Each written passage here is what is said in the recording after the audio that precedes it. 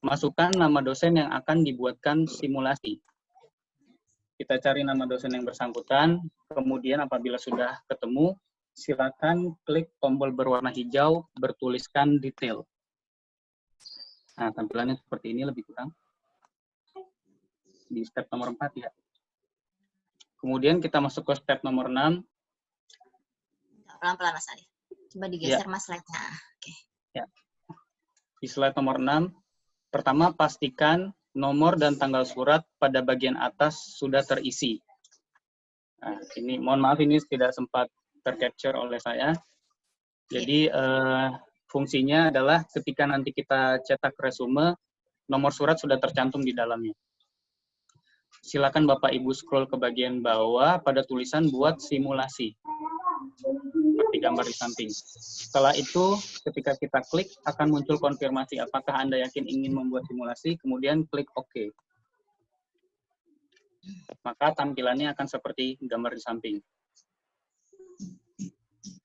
Ini adalah salah satu contoh nama dosen dari Fakultas Kedokteran, di mana saya login sebagai admin fakultas untuk jabatan fungsional menuju asisten ahli 150.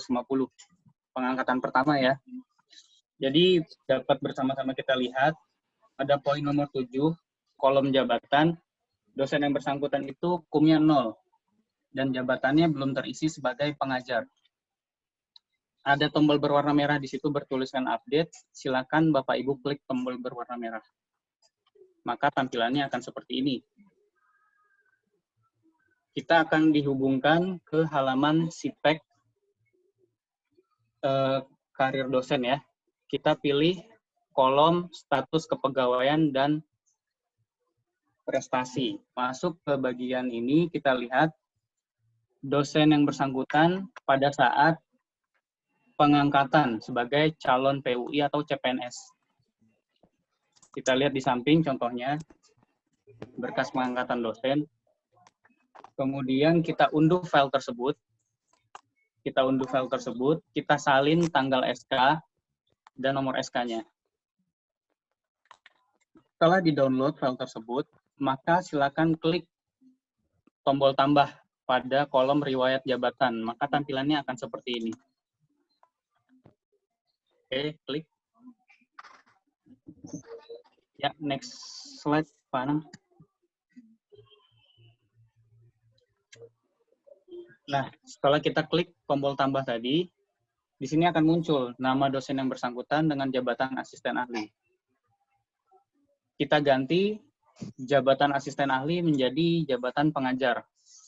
Kemudian kita masukkan tanggal mulai jabatan sebagai pengajar dosen yang bersangkutan. Sesuaikan dengan berkas di CP tadi, di mana dosen yang bersangkutan semisal diangkat pada tanggal 1 April tahun 2001. Kemudian kita pilih. Silakan Bapak Ibu abaikan kode eselon. Di situ ada kode eselon. Ketika kita klik pilihannya 1 dan 2. Namun kita abaikan. Kemudian nomor SK kita cantumkan sesuai dengan nomor berkas. Dan tanggal SK kita sesuaikan dengan yang ada di berkas. Selanjutnya KUM kita isi kosong atau 0. Dan bukti 1 itu kita upload file yang tadi kita download. Berkas CPUI-nya atau CPNS-nya. Setelah kita upload, silakan klik simpan, maka tampilannya akan seperti ini. Next.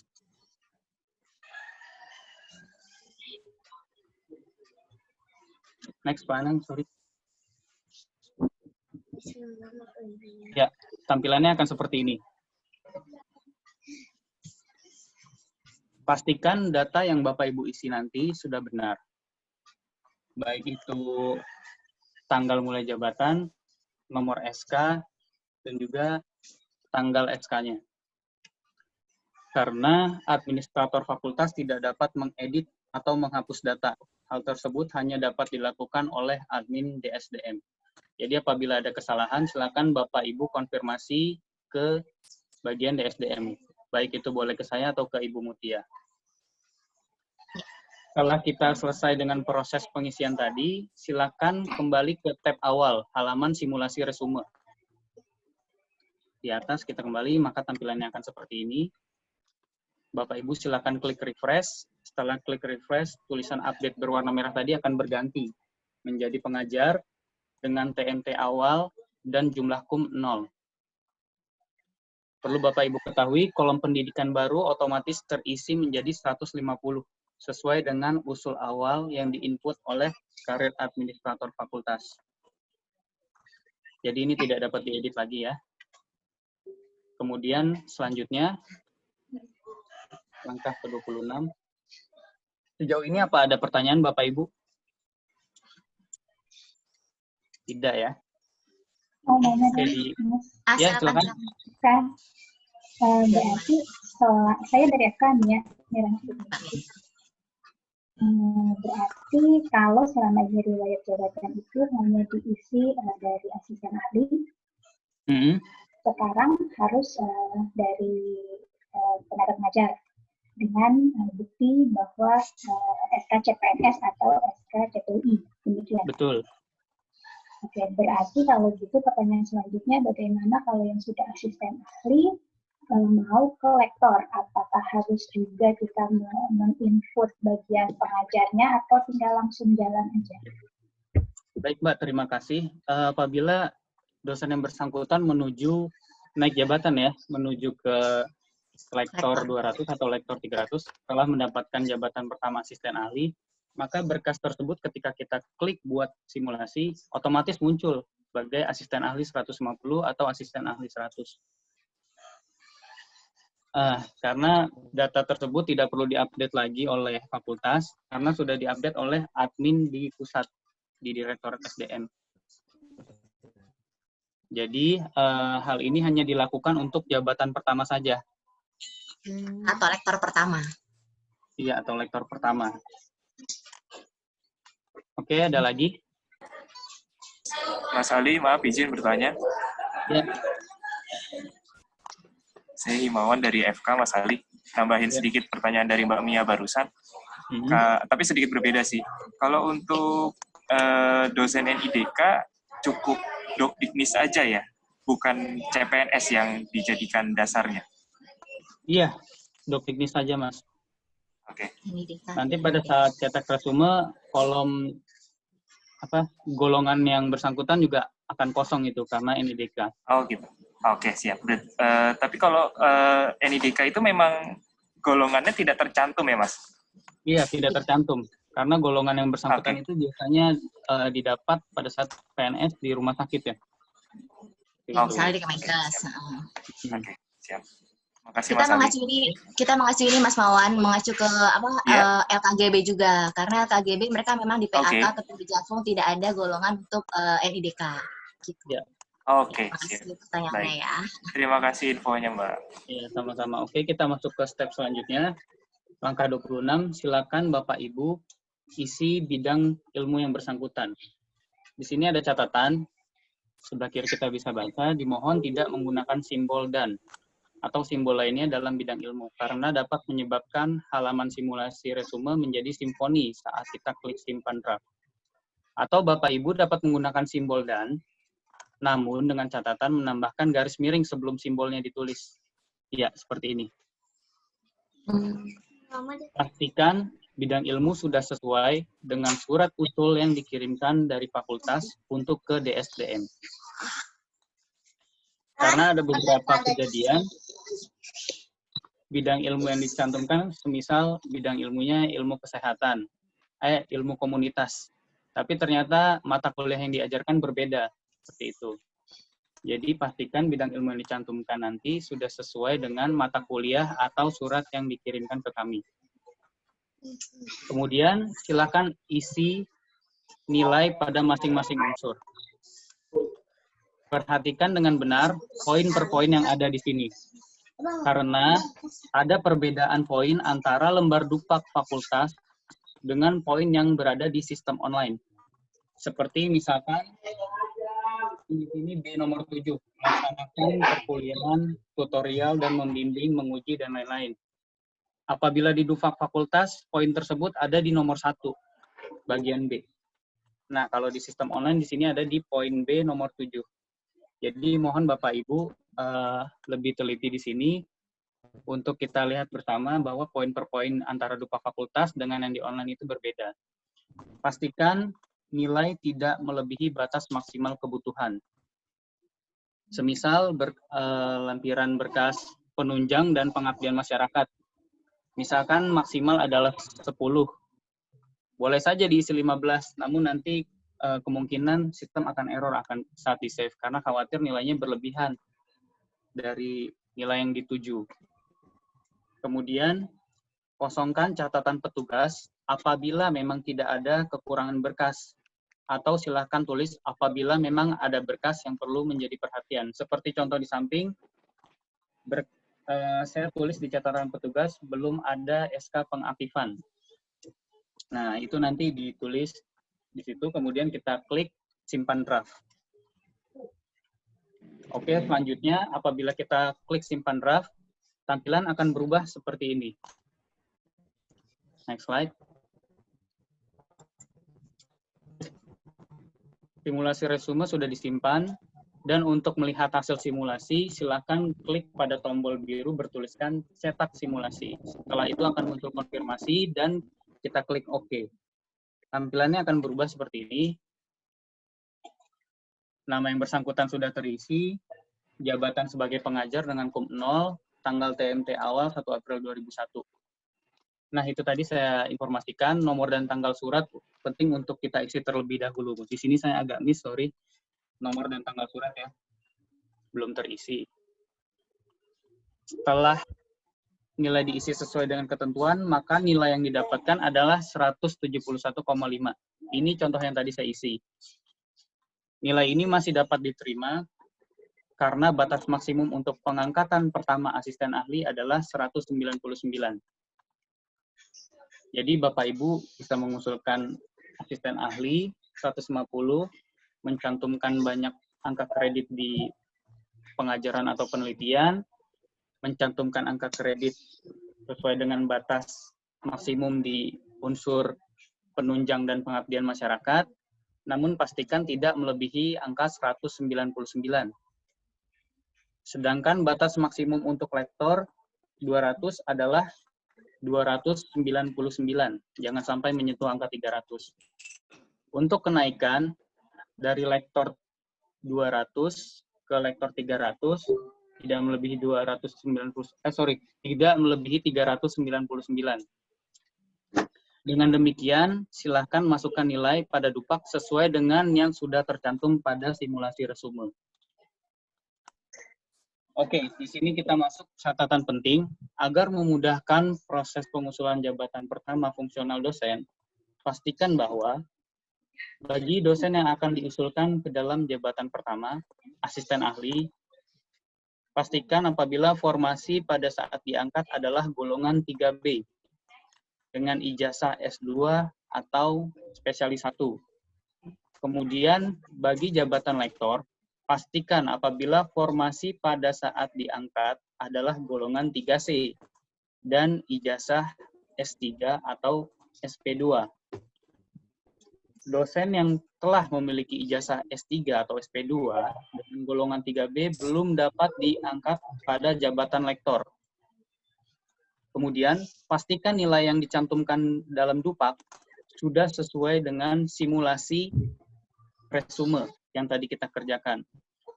Hal ini penting untuk mengetahui bahwa nilai dosen yang akan kita usulkan tidak melebihi batas ketentuan dan tidak kurang dari batas minimum yang ditentukan.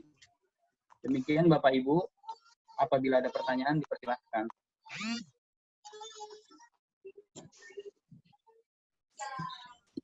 Silakan Bapak Ibu, ada yang mau bertanya? Terima kasih Mas Ali. Slide ini akan kita bagikan. Ya.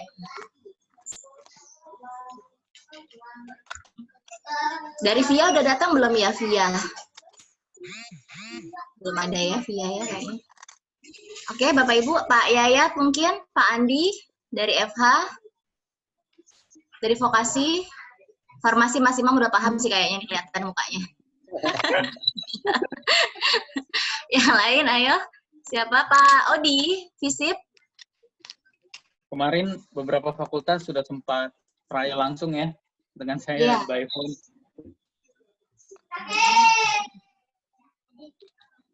Apabila nanti dosen yang bersangkutan akan naik jabatan, maka tidak perlu lagi klik tombol update tadi, karena jabatannya sudah muncul sebagai asisten ahli atau sebagai lektor. Ya, jadi sedikit saya tambahkan, usul SK-SK yang ada di SIPEK itu adalah urutannya untuk Jakung, pertama pengajar, terus AA, lektor, dan seterusnya. Jadi ketika beliau naik ke lektor, misalnya dari AA tuh seharusnya AA-nya sudah ada di lektor, diupdate oleh kami. Nah, untuk pengangkatan pertama ini kadang suka memang ya mungkin miss atau terlupa upload segala macam, jadi mungkin bisa dicek untuk pengangkatan pertama, pengajarnya itu ketika beliau CP, CPNS, ataupun CPUI, itu sudah harus terunggah di SIPEK. Bapak Ibu hanya bisa menambahkan kalau misalnya menghapus atau mengedit itu di kami tempatnya. Gitu kira-kira. Untuk lektor gimana Mas? Kira-kira Bapak Ibu sekalian, mudah-mudahan sih sudah semakin smooth ya, semakin lancar. Gitu. Ini tinggal 9 menit lagi ya Mas Anang ya. Mudah-mudahan masih cukup waktunya. Nanti kalau kurang bisa dibuat baru. Mungkin saya nambahin 2 hal ya. Yang pertama, kalau pengen coba-coba simulasi, itu boleh dengan nomor surat dan tanggal surat yang bebas. Jadi, kalau mau coba-coba awal-awal itu silakan masukin nomor supaya nomornya terisi dulu. Tapi nanti pada waktu mau benar-benar mengirimkan, submit ke pusat, pastikan nomor dan tanggal surat itu sudah benar, lalu kemudian baru boleh disubmit gitu ya. Jadi kalau simulasi tidak harus diulang, yang penting nomornya itu sudah benar. Terus yang kedua, yang perlu ditekankan itu adalah pengisian dupak. Jadi pengisian dupak itu harus benar-benar memperhatikan kalau pakai dupak yang baru itu sudah inline sebenarnya dengan isian yang ada di sistem. Tapi kalau pakai dupak yang lama, Bapak Ibu harus benar-benar jeli bahwa urutannya sudah berubah, jadi nanti yang perlu diperhatikan tuh poin. Bisa saja misalnya satu terletak di B3, di dupak lama di B3, tapi di dupak baru yang ada di sistem itu B10 misalnya. Jadi bisa jadi jangan sampai nanti sudah melakukan simulasi,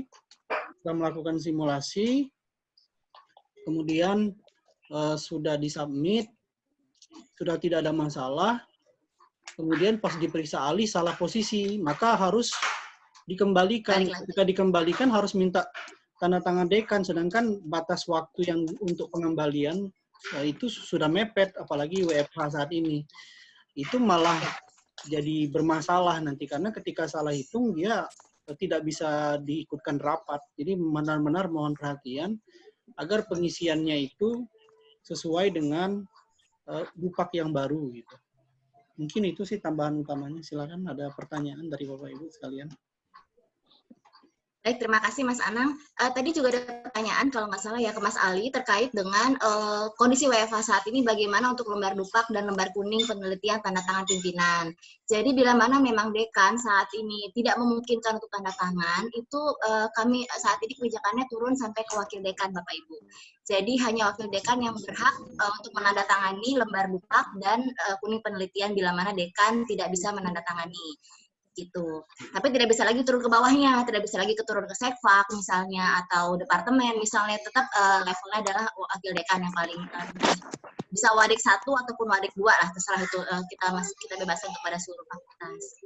Kalau menggunakan di bawah dekan, maka pastikan menggunakan atas nama ya. Jadi atas nama dekan. Jadi ya, beberapa kali usulan naik pangkat itu misalnya dari FIB itu suka ngirim dari misalnya wakil dekan.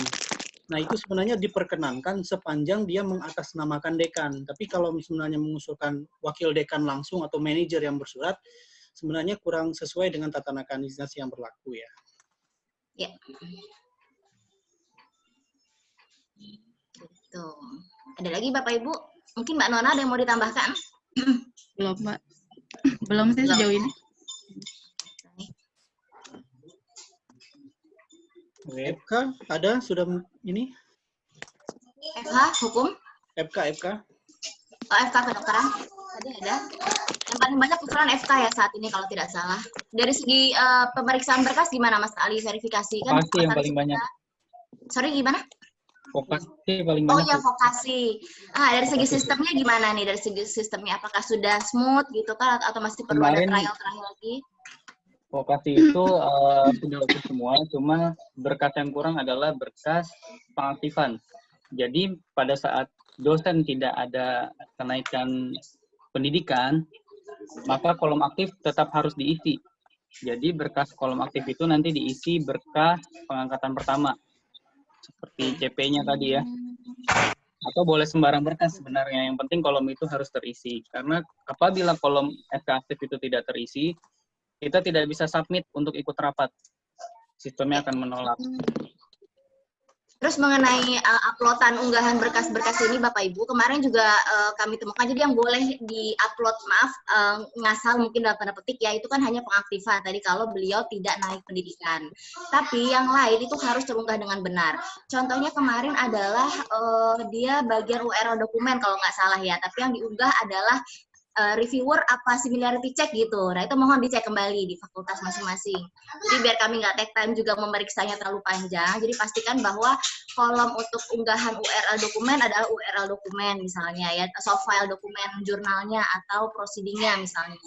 Nah, tapi bukan diisi dengan reviewer atau check similarity, karena kami menemukan beberapa kali yang salah unggah gitu Bapak Ibu. Jadi mohon dipastikan kembali.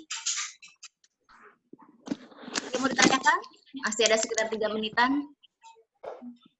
Kalau enggak nanti kita ulang lagi mungkin Mas Anangnya. Kalau mau membahas hal lain juga boleh Bapak Ibu LKGB atau bahkan mungkin naik pangkat. Kalau misalnya mau dibahas kita bikin lagi nanti Zoom-nya boleh.